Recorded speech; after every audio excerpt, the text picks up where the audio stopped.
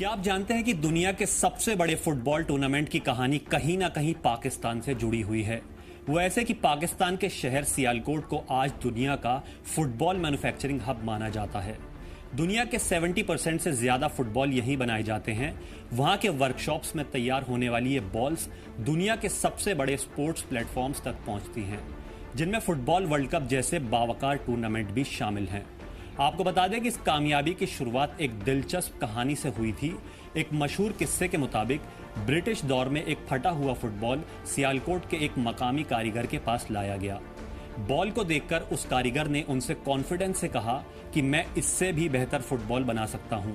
कहा जाता है कि यह वही पल था जिसने सियालकोट के फुटबॉल इंडस्ट्री को नई राह दिखाई, क्योंकि इस कारीगरी के बाद वो फुटबॉल अपने खिलाड़ियों के बीच खेल के दौरान काफी पसंद किया गया और उसकी खूब चर्चा हुई।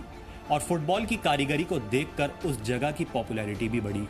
वक्त के साथ साथ यहाँ के कारीगरों ने अपने हुनर और मेहनत से ऐसी पहचान बनाई कि सियालकोट का नाम पूरी दुनिया में मशहूर हो गया।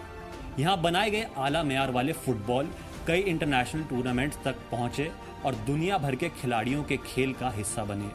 एक कारीगर और फुटबॉल मेकर के सेल्फ कॉन्फिडेंस से शुरू हुई यह कहानी आज फुटबॉल की दुनिया में मेड इन पाकिस्तान की आलमी पहचान बन चुकी है। आज पाकिस्तान हर साल लगभग 4 करोड़ फुटबॉल एक्सपोर्ट करता है।